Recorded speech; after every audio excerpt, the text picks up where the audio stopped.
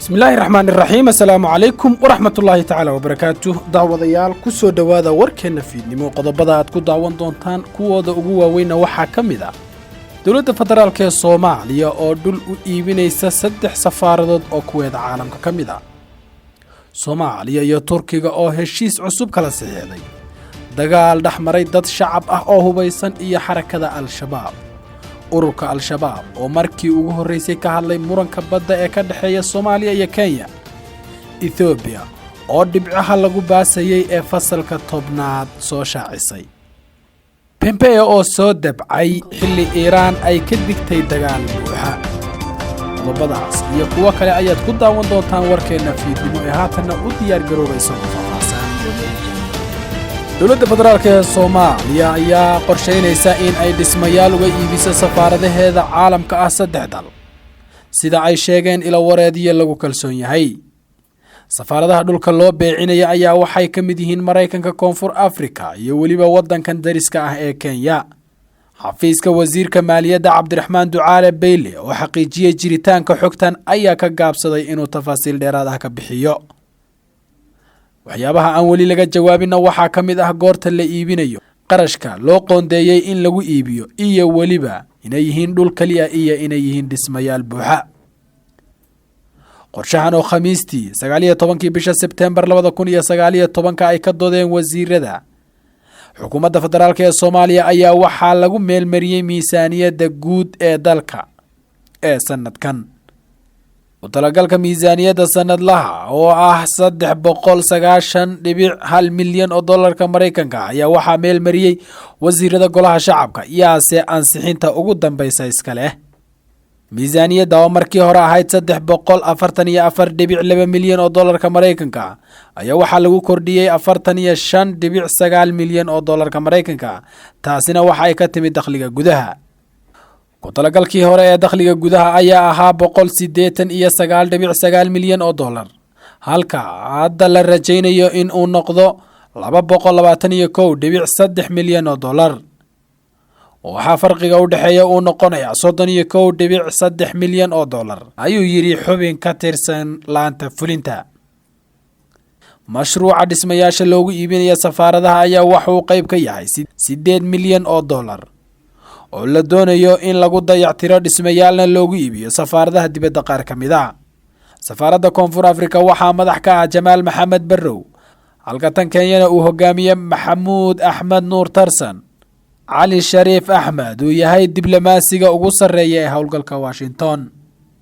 iskan iskaashi ee dhaxmaray labada shirkadood ee laga kala leeyahay Soomaaliya iyo Turkiga ayaa yimid ka dalka Turkiga safar shaqo uu ku tagay madaxa shirkadda caymiska Islaamiga ee Soomaaliya First Somali Takaful and Takaful Maxamed Cabdi Maxamed oo uu weheliyo la taliyaha shirkadda Hilaal Sheekh Cismaan kuwaasi oo kulamo la yeeshay ganacsatada Turkiga safarka shaqo ay ku yimaadeen Turkiga ayaa ahaa sidii ay u horumarin lahaayeen shirkadda caymiska Islaamiga ee Soomaaliya heshiis wada shaqayn ahna ula gali lahaayeen shirkadaha caymiska ee dalka Turkiga lagana hirgeliyo xarunta shirkadda ay leedahay dalkan Turkiga ujeedka arrintan ayaa la xiriira in bulshada Soomaaliyeed ay helaan shirkada caymis oo la isku halayn karo una qabto adeegyada caymiska sida caymiska caafimaadka caymiska tigidhada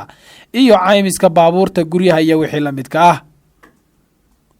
heshiiskan ganacsiga ay ku heshiiyeen labada shirkadood ee caymiska Soomaaliya iyo Turkiga ayaa waxaa kala saxiixday madaxa shirkadda caymiska Islaamiga Soomaaliya Maxamed Cabdi Maxamed iyo shirkadda caymiska ee Turkiga oo uu ka socday Arif Hikmet ahna la taliyaha wasaaradda maaliyadda ee dalka Turkiga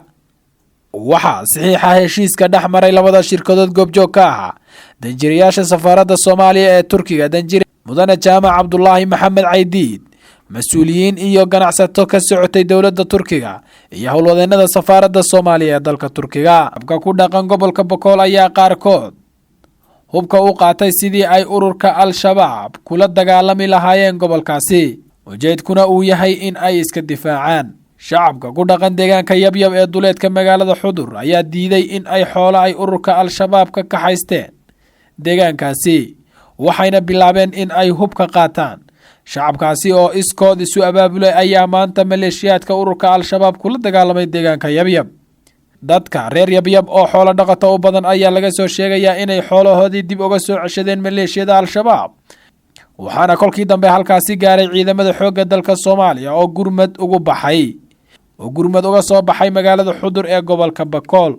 Cabdullaahi Aadan Maxamed oo ahaa hogaamiyaha shacabka u istaagay inay shabaab la dagaalamaan ayaa sheegay inay u adkeysan waayeen dhibaatada joogtada ah ee al-shabaab ay ku hayaan. Cabdullaahi Aadan oo la hadlay warbaahinta ayaa yidhi, waxaanu u adkeysan weynay dilka, gowraca iyo dhaca joogtada ah ee ay nagu hayaan qowlaysatada al-shabaab. Kadib waxaan go'aansanay in aan hub urursanno oo aan la dagaalanno, arrintaasina waan ku guulaysanay. Ugaas Cali Dirir oo ka mid ahaa odayaasha dhaqanka ee dadka deegaanka ku dhiirigeliyey inay al-shabaab la dagaalamaan ayaa sheegay in ay diyaar u yihiin in ay dagaalka halkaasi kasii wadaan. Ugaas Cali Dirir oo la hadlayay warbaahinta dowladda ayaa sheegay in dadka reer yabyab aysan la baxayn magaca ah Cali Qaran, waxayna dadka shabaab la dagaalamayaa u badan yihiin kuwa da-ah. Dadka ku dhaqan gobolada koonfurta iyo bartamaha Soomaaliya ayaa qaar ka mid ah hubka u qaateen sidii ay isaga difaaci lahaayeen maleeshiyada al-shabaab. Iiraan ayaa Maraykanka uga digtay in la geliyo dagaalka qarxa bariga dhexe, waxayna sheegtay in weerar kasta oo laga soo qaado ay ka bixin doonto jawaab ciqaab adag leh. Xogayaha arrimaha dibadda ee Maraykanka Mike Pompeo ayaa sheegay in Trump uu horay u amray in cunaqabatayna dheeri ah la saaro Iiraan, uu doonaya hadda in xal nabadeed loo helo xiisadda. Waxa uu hadlay kadib wadahadalla uu hogaamiyaasha Sacuudiga iyo Imaaraadka kala yeeshay weeraradii lagu qaaday xarumaha shidaalka ee Sacuudiga, kuwaasi oo Washington iyo Riyadh ay ku eedeeyeen Tahraan. Iiraan ayaa beenisay inay ku lug lahayd weerarkaasi. Pompeo oo ku qeexay dagaal lagu qaaday boqortooyada.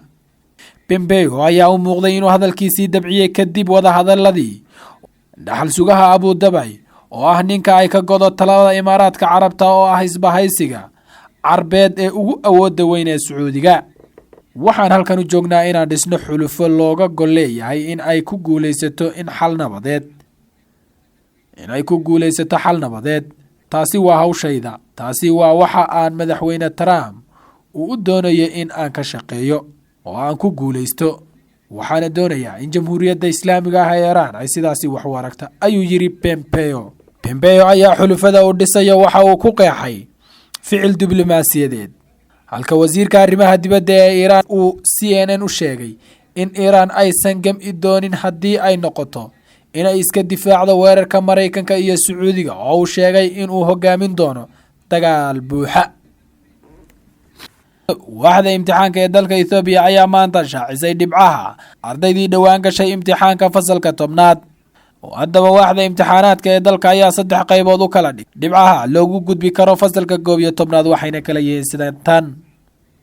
2.00 iyo wixii ka sarreeya, dhadig 1.86 iyo wixii ka sarreeya, dadka laxaadkoodu dhiman yahay sida dhagoolayaasha lab 1.86 iyo wixii ka sarreeya,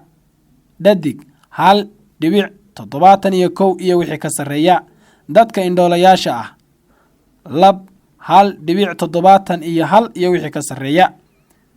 dhadig 1.61 iyo wixii ka sarreeya. Deegaanada soo koraya sida deegaanka Soomaalida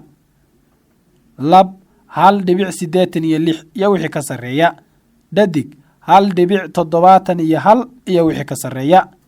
Guud ahaan dalka Ethiopia ayaa ardaydii dhowaan imtixaanka fasalka 10aad u fadhiistay waxay noqdeen kuwa dhibco hoose keenay, halka ay qaarkoodna kuba dhaceen.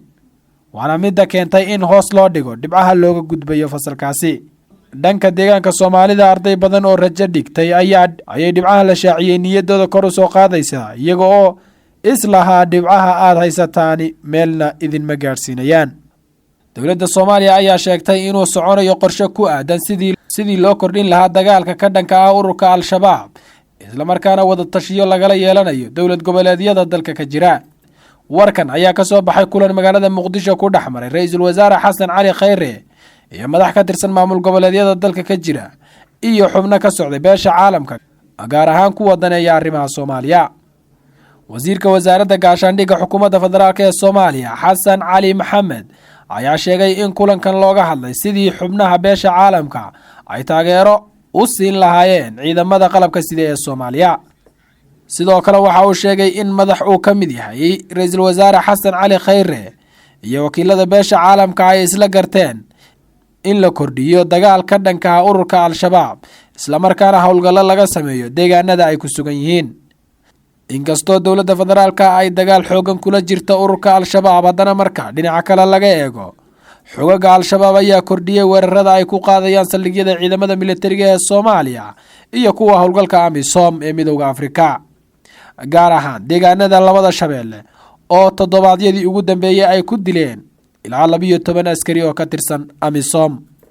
ururka Al-Shabaab ayaa markii ugu horeysay waxa uu war ka soo saaray muranka badda ee u dhaxeeya dowladda Soomaaliya iyo Kenya iyo natiijada laga yaabo in ay ka soo baxdo maxkamadda caalamiga ee ICJ ee qaadaysa dacwadda badda ee labada dal.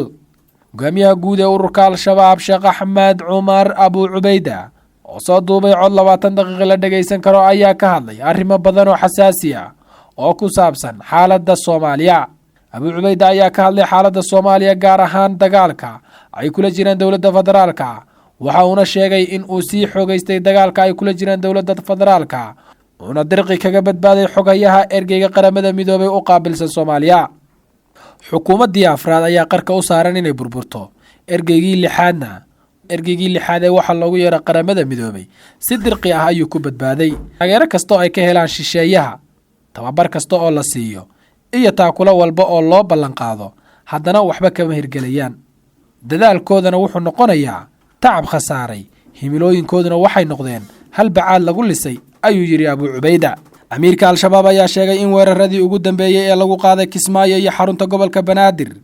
ay soo bandhigeen tabaryarida dowladda, waa sida uu ku tilmaamay, isagoo oo bogaadiyay raggii ka dambeeyay iyo kuwii abaabulayba. Abu Cubayda ayaa sheegay in dalka uu leeyahay khayraad fara badan, kuwaasi oo badiya bariba ka buuxa. waxa uuna xusay inuu dalku u baahan yahay dad gacanta ku dhiga oo hantidooda difaacda, maadaama uu sheegay in cadow badan oo u soo hanqal taagayay ay jiraan.